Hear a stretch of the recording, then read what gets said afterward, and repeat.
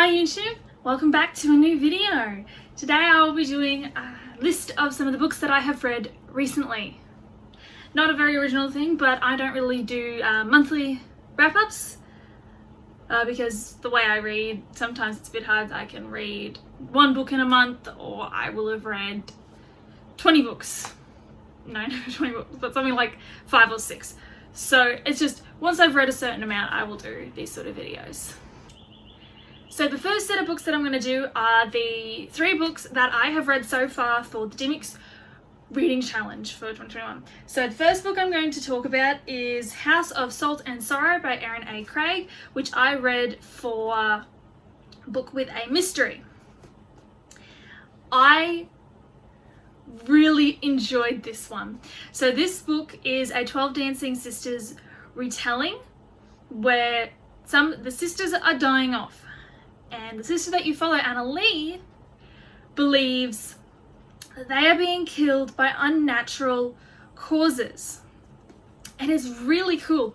Now, what I didn't actually realize when I first started reading it is that the gods of this universe, of this world, actually interact with the people and interact with the people that are in this world quite a lot. And I thought that was a really cool way to do it. But yeah, no, I loved, the characters were quite good, the pacing for a single book was really interesting, I really enjoyed it, and all in all I just thought it was quite a good read. Next was the book that I had chosen for a book to help me relax, and that was Everything for a Dog by Anne M. Martin. Now, this book follows 3 point of views. It follows the point of view of Bone, who is a dog who is born in a stable and then slowly works his way through living as a stray and to eventually finding his home. And it also follows a young boy called Henry who really wants a dog, but his parents will not buy him one. And the last point of view you follow is Charlie, who is a young boy who has just lost his brother, but he has a dog to keep him company. And all of these 3 points of views slowly come together and just make everyone in the end quite happy. Now, this was quite a relaxing read actually. I really enjoyed it. It was so sweet. I loved Bone, otherwise known as Buddy. But he was just such a cute, simple read following dogs and relationships and how to move on. Next was the book that I had chosen for a book based on truth, and that is Heritage by Judy Nunn. This book follows a few different points of view. It follows different people that have escaped from Nazi Germany and have experienced the war that was happening with the Nazis, and they've now come over to Australia to start a new life.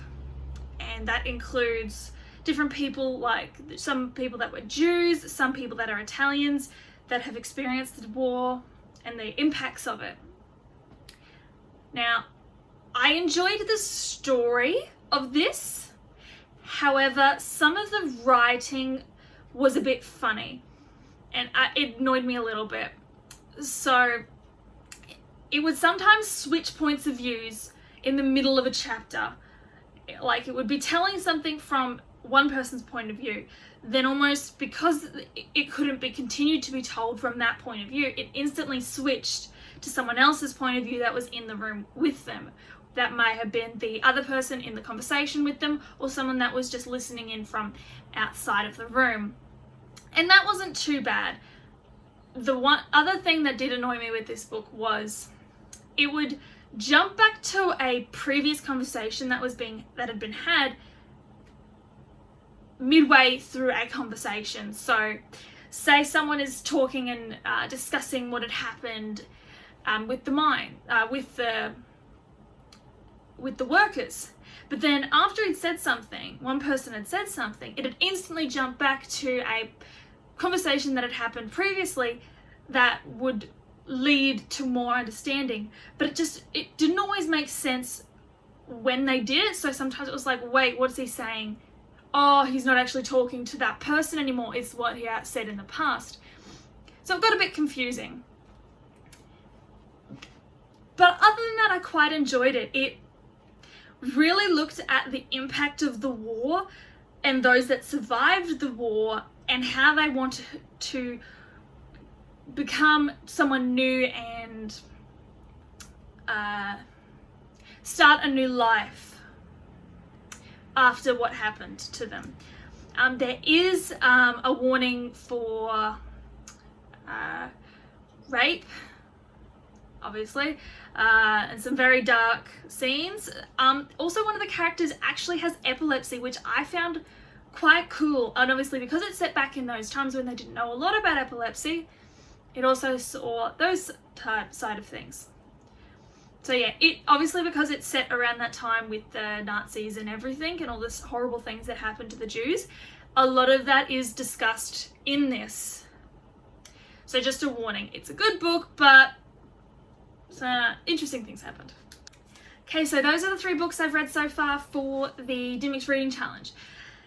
The next ones are just books that I read that aren't part of the challenge. So to start that off, I have read volumes 3 and 4 of Given, and I am really enjoying this manga series.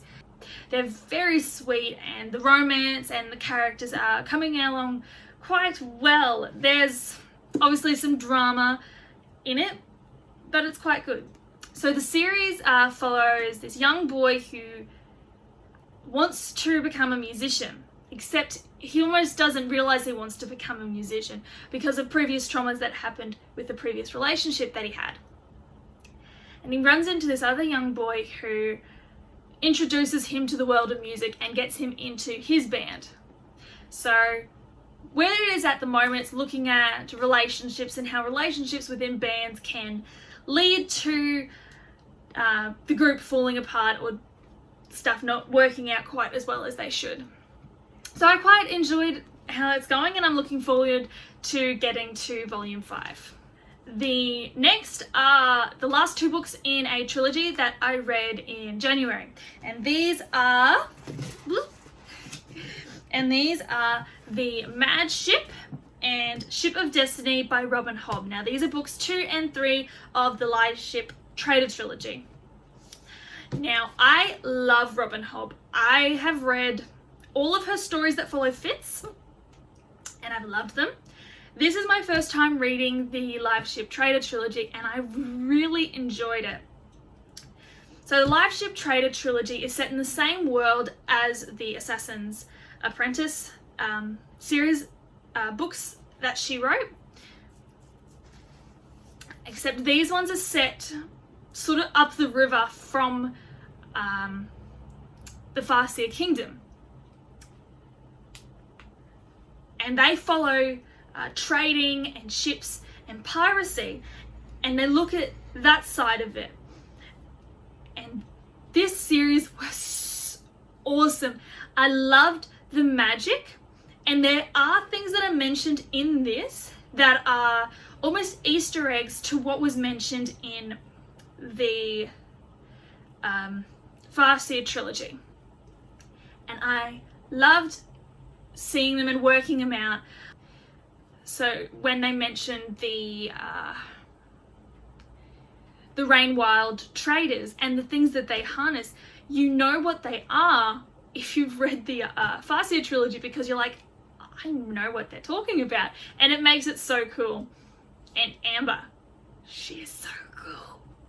Won't spoil anything, but Amber, if you've read the Farseer trilogy and then you look at Amber, especially in the 3rd book, her interactions with Paragon, they make so much sense. But anyway, I am looking forward to getting on to the next books in Robin Hobb's trilogies. So those are all the books that I have read recently. I have enjoyed all of them, and I am looking forward to continuing to see how my reading year goes this year. I hope you enjoyed the video. Comment down below, what's a book that you've read recently that you really enjoyed? yeah. If you liked the video, hit the like and subscribe buttons so you don't miss out on any other videos that I put out in the near future. But I hope everyone has a lovely day. Lives well. Bye guys.